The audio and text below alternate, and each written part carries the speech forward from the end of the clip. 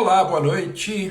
Seja bem-vindo, seja bem-vinda a mais um episódio do nosso programa Advocacia Tributária. Eu sou o professor Alexandre Maza e nesse programa nós estudamos as melhores estratégias para começar do zero defendendo contribuintes em juízo. Primeira coisa de todas, eu preciso que você coloque aqui, como sempre, o seu nome e a cidade de onde você acompanha essa transmissão, para que a gente vá se conhecendo. A querida Ivete, boa noite, Ivete, seja bem-vinda. Doutora Tatiane, Cafagundes, Stephanie, Léo. Lembrando que esse programa é transmitido ao vivo todas as terças-feiras, 19 horas e 7 minutos, horário de Brasília. A Ivete é de Floripa. O André, que é de Ariquemes, se não me engano, me corrija, André, se eu estiver errado. Ariquemes é Rondônia, né? Mas a confirmar. O Edmo de Passos, Rondônia, olha aí, André, eu acertei, eu lembrava. A doutora Tatiane, que é de Guarulhos, minha terra natal. Lembrando que a gente faz transmissão, gente, multiplataforma. Cafagundes, que é de Bauru, Cláudia Freitas, que é aqui de São Paulo. Essa transmissão é feita simultaneamente pelo Instagram, pelos meus perfis do Facebook e também pelo YouTube. Bom, e hoje eu vou falar sobre a tese fundamental, a mais importante de todas na advocacia tributária. Muito bem. Imagine que você atenda amanhã no seu escritório um cliente que descreve o seguinte caso. Ele é proprietário de uma aeronave e foi surpreendido pelo lançamento do Estado exigindo IPVA sobre a aeronave.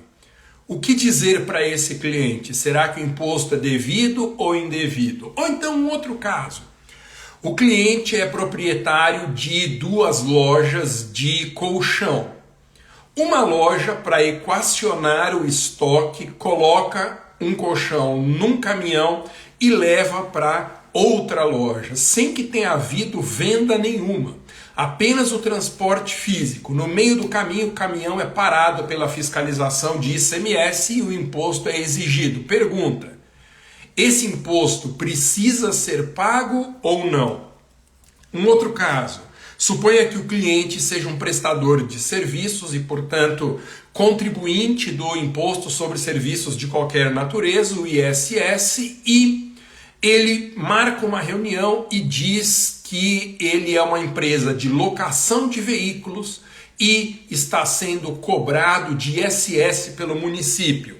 Como que você responderia se é devido ou não o pagamento desse imposto? Ou então, um último caso, o cliente aderiu a um plano de demissão voluntária e teve o imposto de renda retido na fonte, o que significa dizer que sobre o que ele recebeu já houve um abatimento, já houve um desconto promovido pelo empregador a título de imposto de renda. E aí? Esse imposto é devido ou não? Aí você vai me perguntar, o que há de comum entre esses 4 casos tão diferentes? Cobrança de IPVA sobre a aeronave, vale para barco também. Cobrança de ICMS sobre a circulação física da mercadoria sem mudança de propriedade. Exigência de ISS sobre locação de bens móveis. Ou o imposto de renda sobre verbas recebidas num plano de demissão voluntária. Sabe o que há de comum?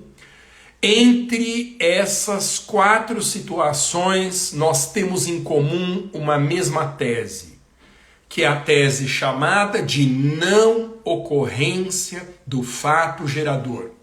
A aeronave não paga IPVA porque a propriedade de uma aeronave não é fato gerador do IPVA. Transporte de mercadoria não paga ICMS porque não é fato gerador do ICMS.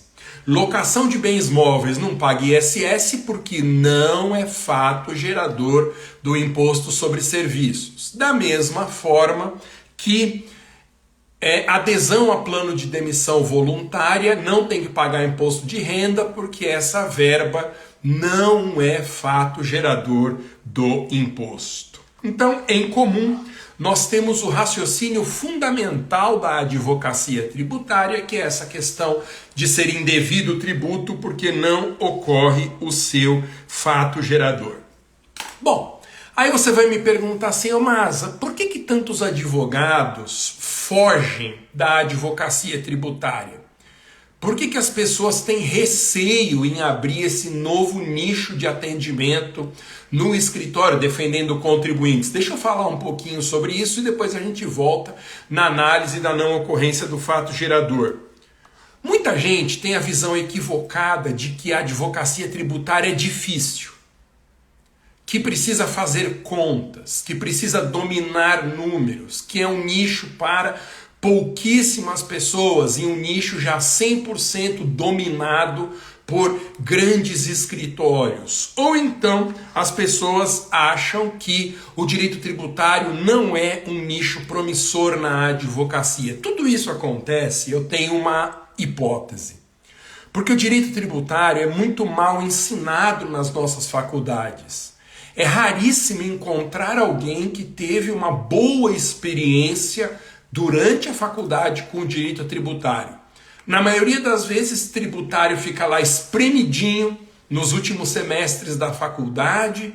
Não raras vezes ele tem que ser ensinado durante um semestre apenas e não dá tempo de entender o direito tributário, muito menos como que se advoga nessa área.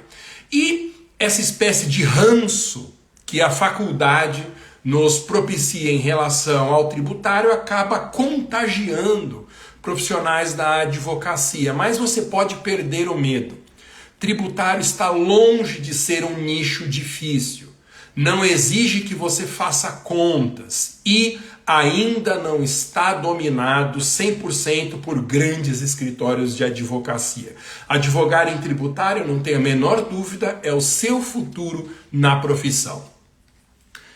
Bom, outra pergunta que você pode fazer é a seguinte: Masa, qual que é a importância de serem identificadas teses fortes na advocacia tributária? Bom, o que eu estou chamando de tese? Tese é toda a linha de raciocínio em favor do interesse do cliente. Então, a não ocorrência do fato gerador do IPVA sobre a propriedade de aeronaves é uma tese, um raciocínio em favor do nosso cliente. O caráter indevido do ICMS sobre transporte físico da mercadoria é uma tese. A não ocorrência do fato gerador do imposto sobre a circulação de mercadorias. Assim também em relação ao ISS sobre locação de bens móveis e imposto de renda sobre verbas de natureza indenizatória. São teses, são formas de defender o cliente em situações específicas. E para nós que advogamos, para você que está querendo mudar de nicho na advocacia, que está cogitando seriamente em entrar na advocacia tributária, abrir um novo nicho de atendimento no escritório, é legal que você saiba que teses são produtos na advocacia.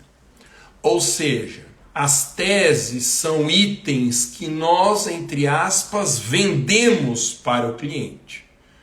Quem não enxerga a advocacia como um negócio corre o risco de não decolar na profissão.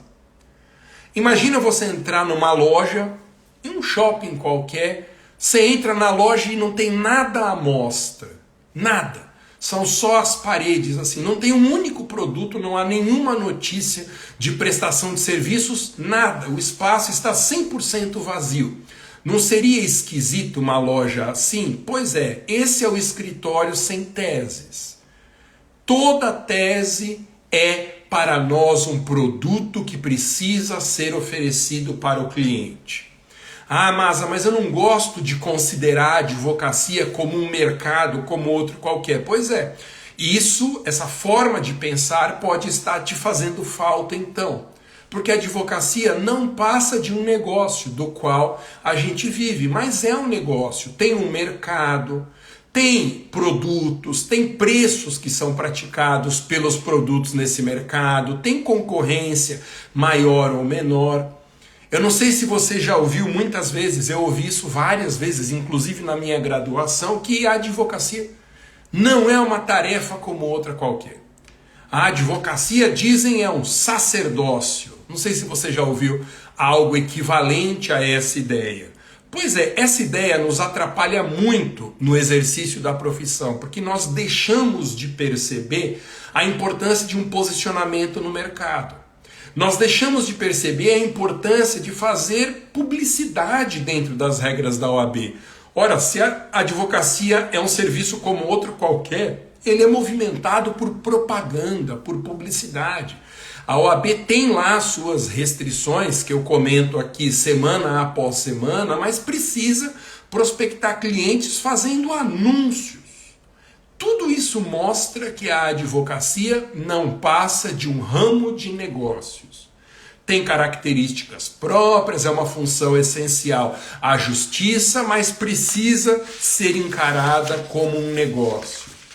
E se você não oferecer produtos para o cliente, ele não vai querer comprar nada, não vai querer te contratar. Então, cada tese na advocacia tributária é um produto na prateleira do seu escritório, pronto para ser distribuído, pronto para ser entregue aos potenciais clientes.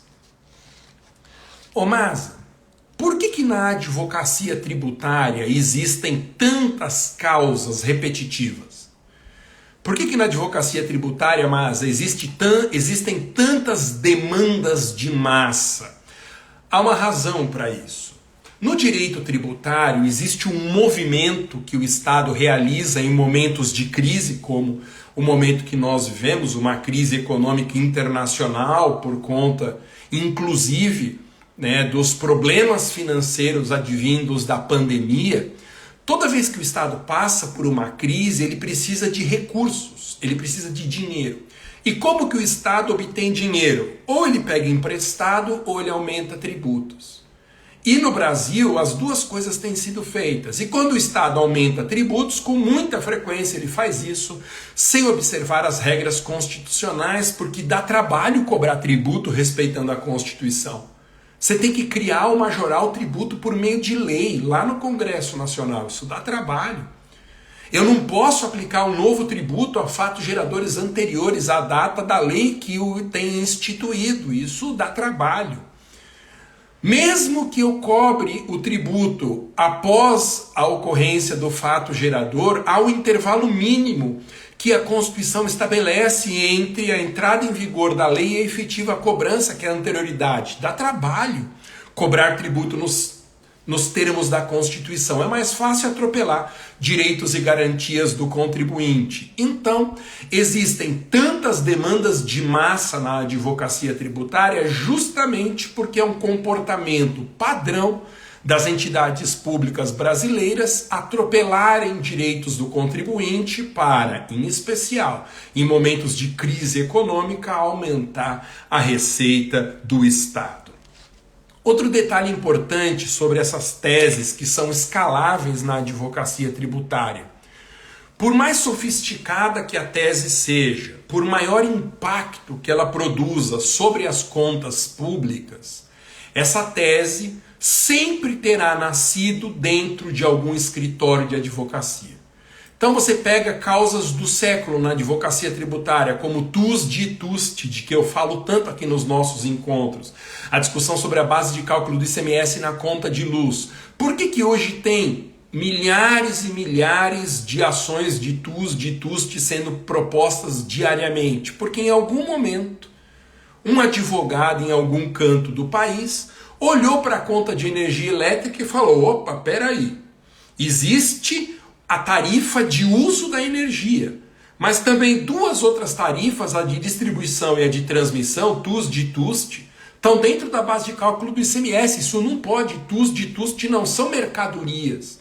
Se não são mercadorias, o valor dessas tarifas não pode entrar na base de cálculo do ICMS.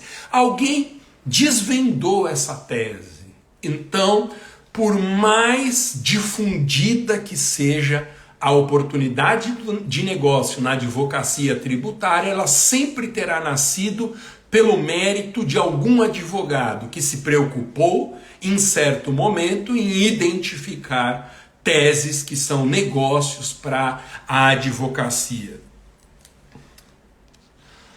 Tomás, outra pergunta fundamental. Por que é tão importante, é tão vantajoso identificar novas teses na advocacia tributária? Olha só. Teses novas na advocacia tributária, elas expandem, elas são estendidas muito rapidamente a uma quantidade enorme de contribuintes. Então alguém tem a ideia daquela tese, entra no judiciário, o cliente comenta com amigos, os amigos querem entrar também, os amigos comentam com os conhecidos, aí os conhecidos dos amigos querem entrar e de repente tem uma bola de neve com milhares e milhares de ações sendo propostas diariamente. Qual que é a importância da gente saber enxergar essas teses? A importância é que quando a tese começa com a gente, nós temos uma vantagem competitiva no mercado. Então, essa tese que eu estou comentando hoje, a não ocorrência do fato gerador, ela é ótima para compreender ações que vêm sendo propostas hoje na advocacia tributária, mas também para você começar a enxergar teses novas, teses suas, que se derem certo no judiciário vão te colocar numa posição de vantagem frente à concorrência. Comece a raciocinar na identificação de novas teses. No meu curso completo de advocacia tributária, vocês sabem que eu tenho, né, um curso completo de advocacia tributária em que eu ensino mais de 20 oportunidades de negócio. Eu ensino oportunidades que já estão prontas, o raciocínio já está elaborado, as oportunidades já foram testadas no judiciário, as petições que eu entrego já estão arredondadas com a propositura de tantas e tantas ações. Eu ensino as teses prontas, mas é muito importante você saber identificar teses. E como que você identifica teses novas? Basicamente, aprendendo a raciocinar em cima dessa ideia de não ocorrência do fato gerador. Por que a não ocorrência do fato gerador é uma tese tão importante? Gente, coloca aqui por favor, se vocês tiverem dúvidas, eu vou respondendo aqui. Chegou aqui, vão responder. Jute, eu não entendi. Repete, por favor, a pergunta ou o comentário que foi feito. Que tese de massa existe? A pergunta foi essa. Existe, por exemplo, TUSD e TUST. Jute. Tá bom? TUSD e TUST, que eu acabei de comentar. É uma demanda de massa, mas tem muitas, né? FGTS, PASEP, Imposto de Renda sobre Verba Indenizatória, ITCMD sobre doação do exterior. Tem muitas e muitas oportunidades, são mais de 20 que eu ensino no meu curso completo. Bom, eu dizia que a não ocorrência do fato gerador é uma tese importante porque ela tem uma natureza universal. Toda vez que o Estado exige tributo de alguém, nós que defendemos esse alguém, teremos que começar nos perguntando: essa exigência está fundada num fato gerador previsto em lei? Ou seja, esse tributo é devido mesmo? Antes de qualquer outra coisa, antes de eu discutir prescrição, antes de eu discutir decadência, antes de eu discutir se pode revogar a isenção, antes de eu discutir se determinado item tem imunidade, eu tenho que olhar para a ocorrência do fato gerador e verificar se ela de fato aconteceu.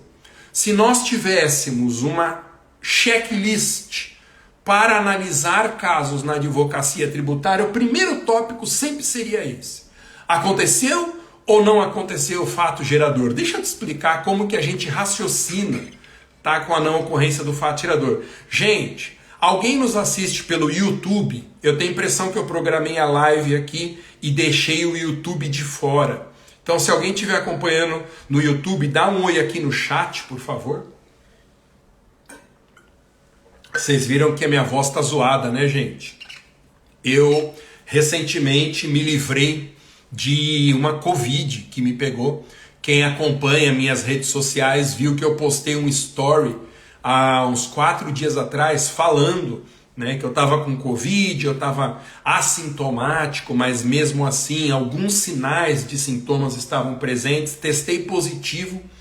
Curiosamente, a Tati e as meninas testaram negativo no mesmo dia, tá? E depois eu fiz novamente o teste, depois de alguns dias, e o teste já negativou, mas a minha voz rouca, às vezes eu até tuço um pouco, ainda é como desdobramento dessa doença maldita. Ah, Mateus! Que maravilha, Mateus! Mateus está acompanhando do YouTube, sim. Obrigado, Mateus, por dar esse alô aí.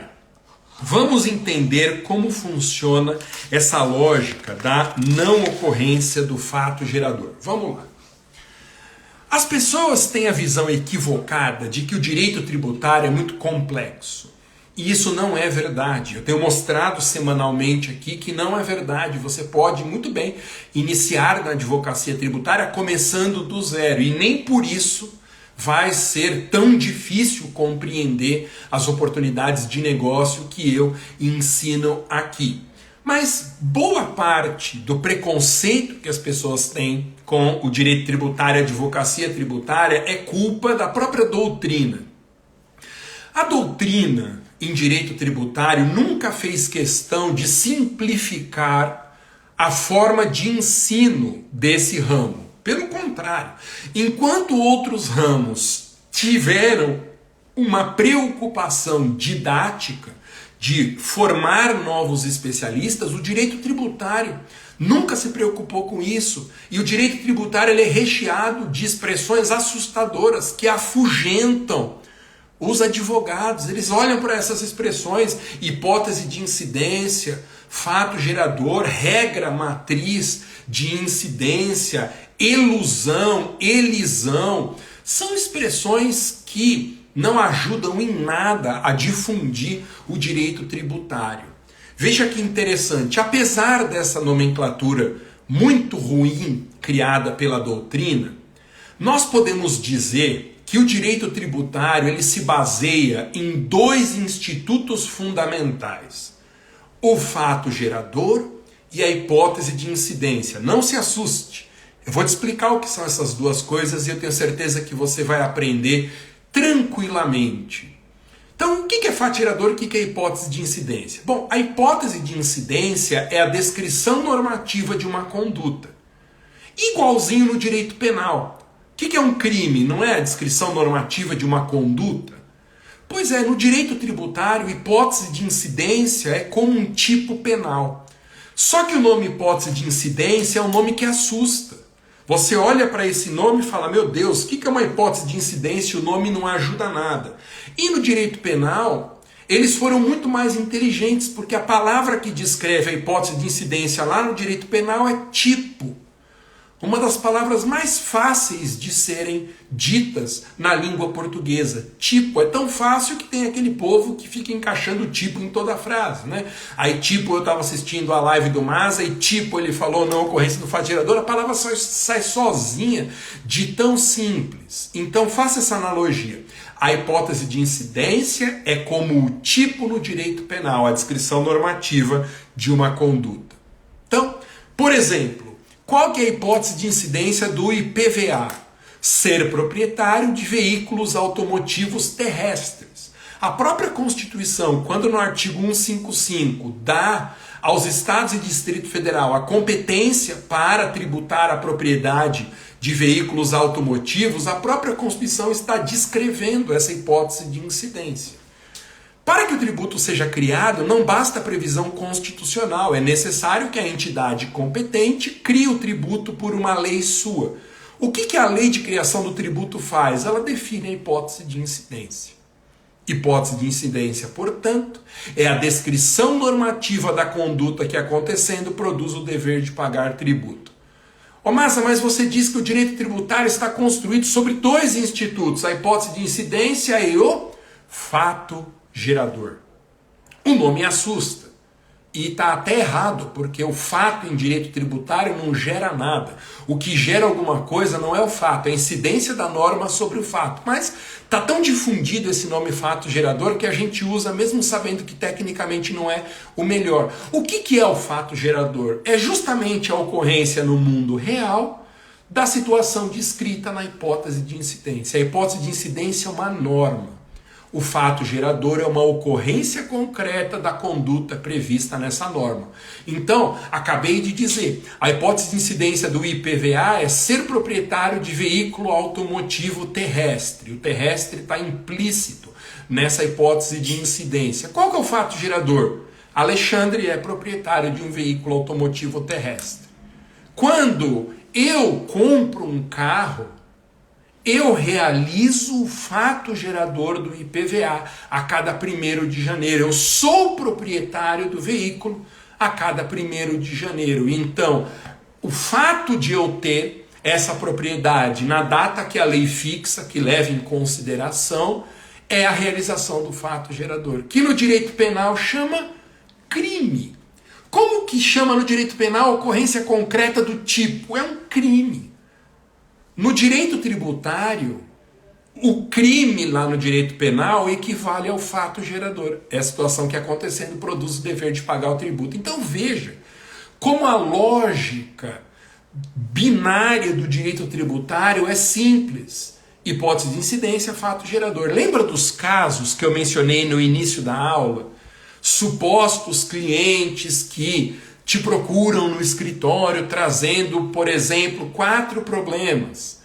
IPVA sobre a propriedade de aeronaves, ICMS sobre a circulação de mercadoria sem troca de propriedade, ISS sobre locação, imposto de renda sobre verba rescisória de contrato de trabalho. Nesses 4 casos, o raciocínio é: a situação concreta não se enquadra na hipótese de incidência do tributo que está sendo cobrado. Ou seja, nesses 4 casos não ocorreu o fato gerador desses impostos. Olha o Glauber aqui, Glauber Saldanha. No nosso escritório tivemos recentemente uma tese de não ocorrência do fato gerador, visto que o fisco cobrou ICMS de mercadoria roubada, um absurdo. Perfeito, Glauber. ICMS sobre mercadoria roubada é não ocorrência do fato gerador. Por quê? Porque não é uma circulação jurídica. Há uma mudança, mas não é uma mudança de propriedade. O ladrão não vira dono da mercadoria. Ele pode ter a posse, a detenção, sei lá como o direito civil trataria dessa circunstância, mas ele não é proprietário. Se não é proprietário, a mercadoria não mudou de dono. Então não incide o ICMS. Perfeito, Glauber. Não ocorrência do fato gerador do ICMS. Para usar uma lógica bem simples, eu gosto de usar essa analogia porque ela é bastante ilustrativa. Sabe aquele brinquedo de criança que consiste numa mesinha com vários buracos e aí tem umas peças que a criança tem que encaixar no buraco certo? Se vocês me perdoam a analogia, a não ocorrência do fato gerador é parecida com esse jogo. Vem a lei e descreve hipóteses, que são os furos. Um triangular, outro redondo, mais um quadrado e tantos formatos. E as peças são os fatos. Para que o tributo seja devido, o fisco tem que pegar a pecinha redonda e encaixar no buraquinho redondo. A peça triangular e encaixar no buraquinho triangular. O cubo e encaixar no quadrado. Acontece a não ocorrência do fato gerador quando o fisco fica forçando a peça errada. No excepcional exemplo que o Glauber trouxe aqui. Se a hipótese de incidência do ICMS é a circulação jurídica de mercadoria, que é a troca de propriedade de bens móveis, um furto, um roubo, uma apropriação indébita, não se encaixam nessa hipótese, porque isso não é uma circulação lícita da mercadoria. Isso é uma circulação ilegal, produto de crime, tá bom? Então, sempre que você for atender o cliente, a primeira coisa que você precisa se perguntar é: nessa situação concreta, o caso se encaixa na hipótese de incidência? Porque se não se encaixar na hipótese de incidência, o tributo é indevido e você tem uma tese para oferecer para o cliente. Então, se a Constituição diz no artigo 155 que Estados e Distrito Federal podem tributar a propriedade de veículos automotivos terrestres, ser proprietário de um barco não é fato gerador do IPVA. Ser proprietário de uma aeronave não é fato gerador do IPVA. Ser proprietário de uma bicicleta não é fato gerador do IPVA, porque a bicicleta não é um veículo automotivo, não tem uma propulsão própria. Então, para cada tributo que nós levarmos em consideração, haverá dezenas e dezenas, às vezes centenas de situações em que o fato gerador não se encaixa na hipótese de incidência e que, portanto, a cobrança do tributo é ilegal. Bom, note uma outra coisa interessante. Note uma coisa interessante. Toda vez que o legislador, olha só, vai descrever uma hipótese de incidência, ele usa dois elementos na descrição. Ele usa um verbo e ele usa um complemento. Então, pensa comigo. Qual que é a hipótese de incidência do imposto de renda? Auferir, que é o verbo, renda, que é o complemento. Toda hipótese de incidência tem essa estrutura, verbo e complemento. ICMS, circular é o verbo, mercadoria é o complemento. ISS, prestar é o verbo, serviços previstos em lei complementar são o complemento. ISS já foi, qualquer outro que você pegar, imposto de renda também, IPTU, verbo, ser, complemento, proprietário de imóvel predial e territorial urbano. Então, às vezes, o fato gerador não acontece por uma desqualificação do verbo da hipótese. Então, às vezes não houve prestação, às vezes não houve circulação, às vezes não houve auferição, às vezes não aconteceu o verbo da hipótese, a situação concreta não se encaixa no verbo. Em outras situações o verbo até aconteceu, mas o complemento é que falta. Então, no exemplo que nós vimos do caso de transporte de uma mercadoria sem mudança de propriedade, até houve circulação, mas aquilo não é um bem destinado ao comércio. Por quê? Porque a finalidade não é uma finalidade mercantil dessa operação. É só um equacionamento de estoque. Então, guarde esses comentários que eu fiz hoje. Toda vez que um cliente chegar no seu escritório e ele é um contribuinte que precisa de atendimento, antes de qualquer coisa, antes de estudar teses mais específicas, verifique se aconteceu o fato gerador. Porque há uma chance muito significativa de não ter ocorrido o fato gerador e daí o tributo ser indevido. Querida Valda, obrigado. É Valda Oliveira que nos acompanha pelo Facebook. Obrigado, pessoal que nos vê no Facebook. Então, esse foi mais um episódio do nosso programa Advocacia Tributária. Lembrando que nós transmitimos ao vivo 2 programas semanais. Este Advocacia Tributária, toda terça-feira às 19h07, horário de Brasília, e na sexta-feira de manhã, às 11h da manhã, nós temos o programa Advogando em Improbidade. Nesta sexta-feira, eu vou tratar sobre um caso de improbidade que é a acumulação de funções, uma hipótese muito comum na prática e que gera direitos patrimoniais para o nosso cliente servidor. Então, não perca, sexta-feira e toda terça-feira aqui o nosso bate-papo sobre advocacia tributária. Esse foi mais um episódio do programa Advocacia Tributária, transmitido às terças, 19h07. Muito obrigado pela companhia, valeu, até mais, tchau.